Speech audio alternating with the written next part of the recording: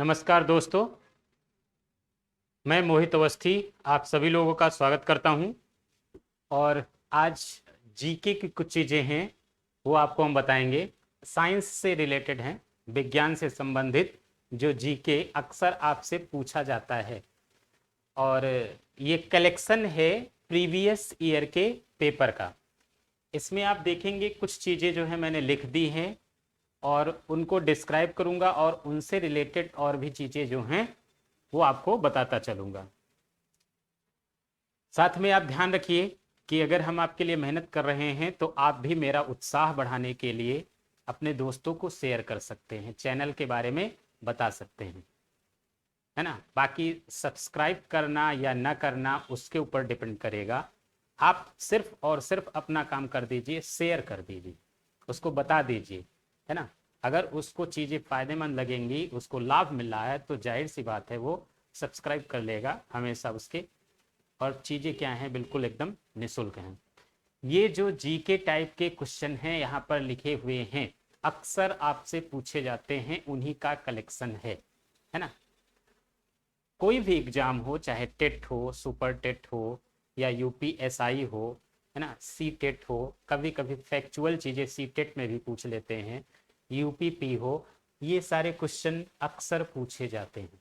तो ये वीडियो एक बार आप देख लेंगे, 10 से 15 मिनट खर्च कर देंगे तो आप कहीं ना कहीं चीज़ें अच्छी करेंगे। अगर 2 क्वेश्चन भी आप सही कर ले जा रहे हैं एग्ज़ाम में 10 से 15 मिनट खर्च करके, तो क्या है, बहुत अच्छी बात है। बाकी कॉन्सेप्ट वाइज चीज़ें मैं आपको पढ़ाता हूँ और पढ़ाता रहूँगा आगे भी, है ना।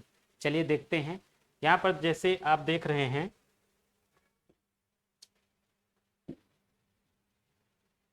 प्रमुख औषधियाँ, है ना, क्या है, प्रमुख औषधियाँ और साथ में उनसे प्राप्त लाभ। कुछ औषधियाँ हैं, उनसे क्या क्या लाभ होते हैं। जैसे एक दिया हुआ है डिक्लोफेनिक। डिक्लोफेनिक का कार्य क्या होता है, ये दर्द निवारक औषधि है ना। पेन के लिए कह सकते हैं डिक्लोफेनिक जो है वो एक प्रकार से पेन किलर है। और डिक्लोफेनिक का यूज ज़्यादातर किया गया और उस ये गिद्धों की मौत का कारण भी बनी। डिक्लोफेनिक ही गिद्धों की मौत का कारण भी बन रही थी। अगला है बीटा ब्लॉकर। ये किसके लिए, हृदयाघात तथा हाई ब्लड प्रेशर से बचाने के लिए। बीटा ब्लॉकर भी आपसे पूछा गया। ये वो क्वेश्चन है जो पीसीएस, आरओ, एआरओ, है ना, या वनडे एग्जाम में पूछे गए हैं, बार बार पूछे गए, उनका कलेक्शन। और अगर आप समझ लेंगे तो श्योर रहिए इसमें से फिर घुमा फिरा करके आपसे क्वेश्चन पूछा जाएगा, एग्जाम कोई भी हो, है ना। तो देखते रहिएगा। और साथ में अगर मेरी बात का प्रभाव आपके ऊपर पड़ रहा है ना, तो आप प्लीज शेयर करते रहिए वीडियो बस। बाकी सब्सक्राइब करना अगले का काम है, आप शेयर करते रहिए। अगला है ब्राह्मी। ब्राह्मी को ब्रेन टॉनिक कहते हैं। ब्राह्मी को क्या कहते हैं, ब्रेन टॉनिक। अगला है आर्टीथर और क्लोरोक्विन। ये किस में यूज होता है, मलेरिया में, है ना। आर्टीथर और क्लोरोक्विन, इसका प्रयोग मलेरिया रोगी को के लिए किया जाता है। मतलब अगर कोई व्यक्ति मलेरिया से पीड़ित है तो उसको क्या दिया जाएगा, क्लोरोक्विन और आर्टीथर। क्या दिया जाएगा, क्लोरोक्विन और क्या दिया जाएगा, आर्टीथर। अब ध्यान दीजिएगा, मलेरिया रोग जो होता है वो उसका वाहक क्या होता है, मतलब कौन पहुंचा देता है, तो क्या बताएंगे, मादा एनाफ्लीज। मलेरिया रोग का वाहक क्या है तो क्या बता देंगे, मादा एनाफ्लीज है। याद रहेगा ना, मलेरिया रोग का वाहक क्या है तो क्या बताएंगे, मादा एनाफ्लीज है। और साथ में याद रखिएगा कि मलेरिया रोग से प्रभावित होने वाला अंग कौन सा है, तो आप क्या बताएंगे, प्लीहा। मलेरिया रोग से प्रभावित होने वाला अंग कौन सा है तो क्या बताएंगे, प्लीहा, या इसी को क्या कहते हैं, स्प्लीन। प्लीहा के बारे में एक चीज और आप लोग जानते हैं कि इसे क्या कहते हैं, ब्लड बैंक भी कहते हैं। प्लीहा को क्या कहते हैं, ब्लड बैंक भी कहते हैं। और प्लीहा को आरबीसी का कब्रिस्तान भी कहते हैं। प्लीहा को ब्लड बैंक भी कहते हैं और प्लीहा को आरबीसी का कब्रिस्तान भी कहते हैं।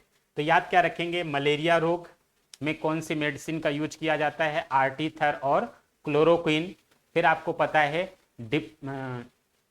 साथ में मैंने क्या बताया, बीटा ब्लॉकर, है ना, ये हृदय घात या हाई ब्लड प्रेशर में यूज होता है ना। डिक्लोफेनिक, डिक्लोफेनिक क्या है, ये पेन किलर है। डिक्लोफेनिक क्या है तो क्या बताएंगे, पेन किलर है। और ब्राह्मी के बारे में आपको पता है, ये क्या है, ब्रेन टॉनिक है।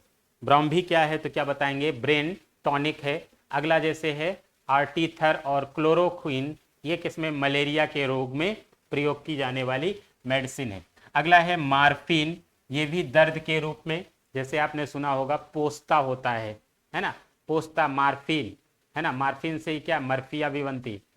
तो मार्फिन का प्रयोग किस में किया जाता है, दर्द में किया जाता है, दर्द निवारक के रूप में किसका प्रयोग किया जाता है, मार्फिन का।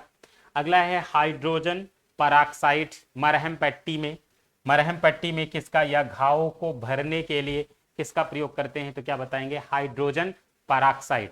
देखिए इसमें से क्वेश्चन आपसे पूछे ही जाते हैं।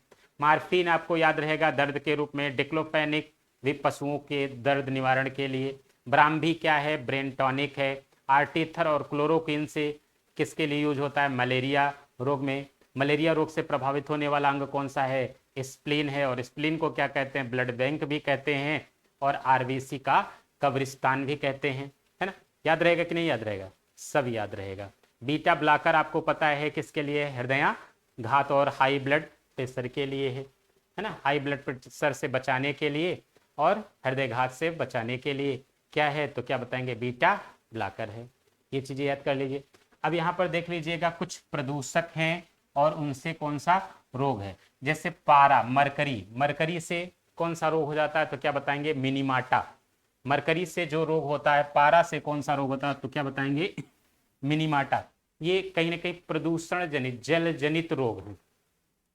जैसे इटाई, इटाई, पारा तो आप जानते हैं ये जल जनित रोग है। पारा, मरकरी की अधिकता से क्या हो जाता है, मिनीमाटा हो जाता है। क्या हो जाता है, मिनीमाता या मिनीमाटा, आपको प्रोनाउंसिएशन जैसा भी लिखा मिले, है ना, टाइपिस्ट के ऊपर डिपेंड करता है। अगला जैसे एक और है इटाई, इटाई क्या होता है, इटाई, इटाई कौन सा रोग होता है, इटाई, इटाई ये किसकी अधिकता से होता है तो क्या बताएंगे, कैडमियम की अधिकता से। कैडमियम की अधिकता से क्या हो जाता है, इटाई, इटाई हो जाता है। अगला क्या है, सीसा है। क्या है, सीसा। सीसा से क्या प्रभावित होता है तो क्या बताएंगे, नर्वस सिस्टम और ब्रेन प्रभावित होता है ना। क्या प्रभावित होता है सीसा से, सीसा से क्या बताएंगे, नर्वस सिस्टम और ब्रेन।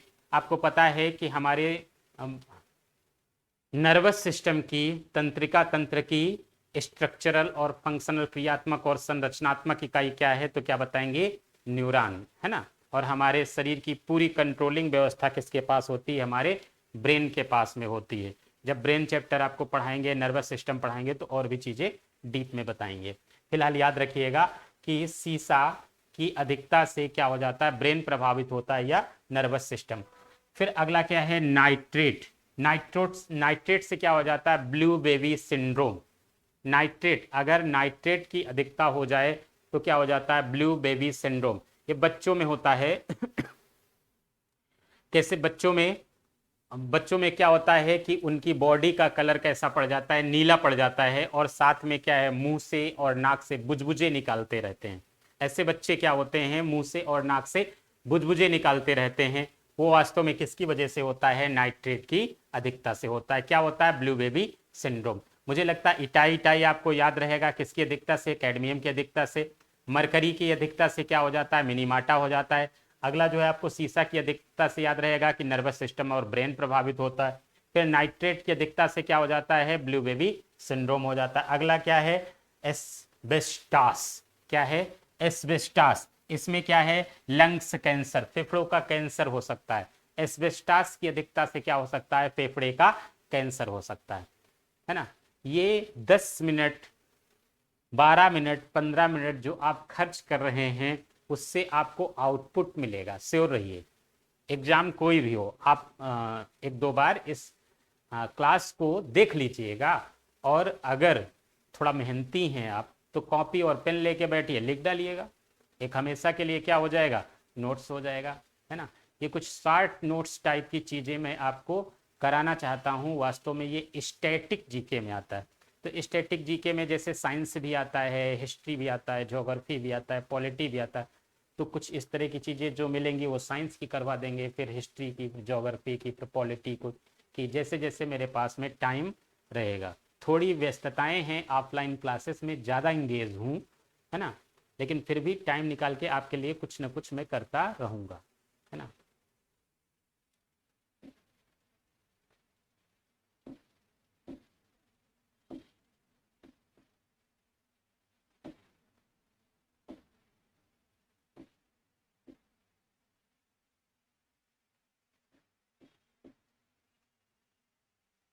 तो ये चीज़ें मैंने आपको करा दी है ना। और इसके आगे कुछ और भी चीज़ें मैं आपको कराऊंगा, लेकिन नेक्स्ट क्लास में। आज सिर्फ इतना ही याद करिए, जो भी 10-12 मिनट आपकी क्लास है उसको याद करिए, उसके बाद नेक्स्ट क्लास में करा देंगे। धन्यवाद, मिलते हैं नेक्स्ट क्लास में। और याद रखिए, अगर आप लोग ज़्यादा से ज़्यादा शेयर करेंगे तो मुझे पता चलेगा कि आप लोग शेयर कर रहे हैं क्लास को, है ना। और फिर क्या होगा, मेरा भी उत्साह बढ़ेगा और मैं आपके साथ में आपके लिए ज़्यादा मेहनत करूँगा। देखते हैं आप लोगों के ऊपर मेरी बातों का क्या असर पड़ता है। ठीक, धन्यवाद।